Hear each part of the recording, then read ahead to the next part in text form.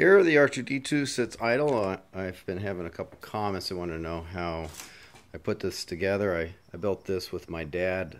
It's almost 10 years ago in 2006.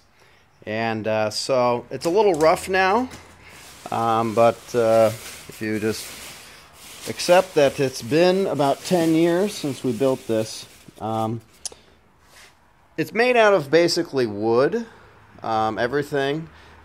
It's basically the furniture wood that you can actually bend around form. Some of the pieces we just use just laying around items. This actually I think is a cup that we cut to create the eye piece. So just miscellaneous things like that. We just kind of just used what we had laying around.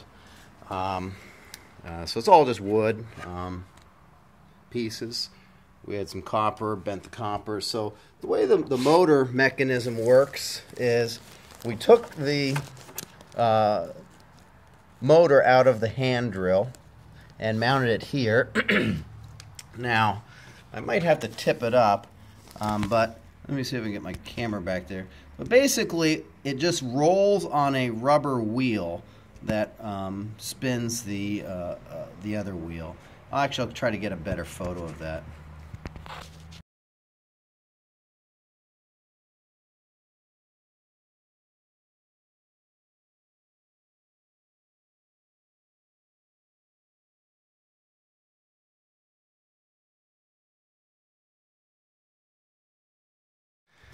Here's an example of what that plywood looks like. It's pretty thin, it's bendable. This is a piece that actually fell off the R2 unit. But it's very thin and it's bendable. So one way it bends one way, inward or outward, depending which way you want to bend it. And so basically a lot of epoxy to hold it together. My dad loves bondo, so tons of auto bondo on here. And then just working the outside until it was a nice dome. So basically it's bondo, car bondo on top of the wood, and then just a lot of sanding and scraping until it becomes a nice dome. And here's the just a cup that we cut up. So it was a lot of work for a costume, probably more than we planned to do, but it kind of turned in once we started. We had to finish it. It was kind of just drive us to do that. So basically we did a lot of masking, just painting to get it to at least as close as we could get for it to look like R2D2 unit. So this is how the head goes on.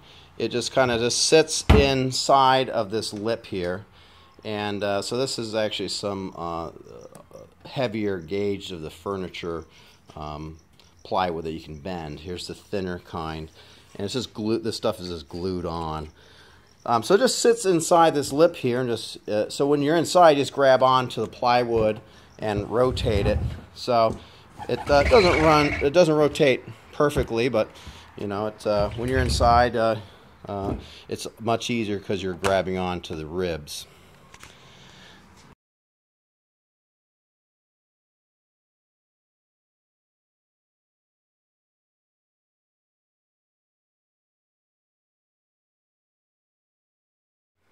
The whole purpose of the R2 unit when we made it was purely for a costume for one-time use. So we didn't spend a lot of time on detail. It was more just getting a functional R2 unit that I could drive around.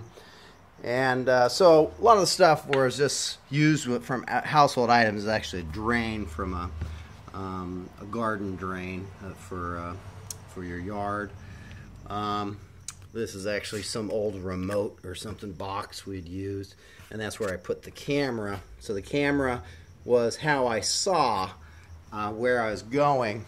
And when you basically sit backwards, because of the way R2D2 is tipped backwards typically, you can't sit with your butt at the back, otherwise it tips over.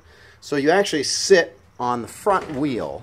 So you sit right here, and The controls are, if I had, let me pull this off here 1 second. So the controls are just probably the cheapest hand drill I could find. This is a Task Force 9.6. It might have been a better idea to go the higher voltage, but basically I just wanted something quick and dirty. So we took the motor out of the hand drill here and put it on the end of the wheel. It just runs a rubber, it runs like a serrated shaft and rubs on just a standard caster, rubber caster. I extended the wires. Now one thing that's kind of interesting, I didn't put a lot of thought into it, but you have to use the trigger from the hand drill. There's some electronics in the trigger mechanism that if you just simply kind of just hook it directly to the battery, what happens is it actually just melt everything, melt the wires. So anyways, leave all the whole handheld mechanism together. Don't modify anything. Just add your wires where the motor's wires used to be and extend those. And since you're going backwards, you might need to have one on the one side or the other. I forget off the top of my head right now. So the way I did it was basically just had this pipe, and the pipe simply was a way I can get in and out of the unit with giving me as much space as I could. And then you basically put once you're inside, you put your handle on like that. Now why I did that is because it's pretty tight fit.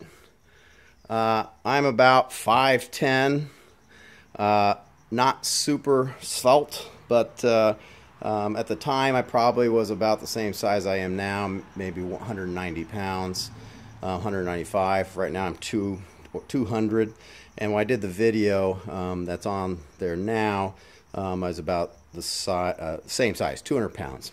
But basically, you put this handles on here. So here you go. So I put both of the hand drills on just this pipe, and like I said, why I did that is purely to get in and out of it. You need all the stuff out of the way while you get in. I mean, if you're a smaller person, maybe you don't, but all this kind of gets in the way of your legs as you come down and sit there. So you sit back here and you hold onto it. You kind of sit cross-legged, and so the whole thing determined, well, how big of diameter and how big of an R2D2 unit are you going to make really depends on how big you are. We actually made 2 of these units. One was pretty big, and it just didn't look right. So we made it smaller. It's a pretty tight fit for me, but it's as best a ratio I could get for my size. So I added also this battery ran my. I just had some fans down here because it's super hot. It also ran my. I had a Archeos, some of the original tablets back in the day, 10 years ago. And so basically it had a little video screen on it. I didn't use these glasses actually, I was just using them for the demonstration of the video I did a couple months ago. But basically I just had a couple switches here that turned on and off my fans, and also my video projector. Not projector, but my little tablet Archeos. I'll see if I can find a picture of that Archeos. And what's nice about it is it took in just plain old VGA, not VGA, composite video, and so that comes from the camera, plugs into the unit. So it's really pretty much jerry-rigged together. It's really for one use. These little copper pieces here is to help the head move, and I'll show that in a second here. But basically, my dad put a couple heads there that basically it's the kind of the bearings it runs on. But that's if you want to actually rotate the head. So I also had some speakers in here. I had downloaded some R2D2 sounds that I kind of put in these cracks on the outside here. This is kind of for ventilation more than anything. We live in California, so when I was in here, it got pretty warm inside, even in October. So I also have these little speakers, like I said, which I played out R2D2 sounds, and I just had them recorded on an old Apple, what do you call them, iPod.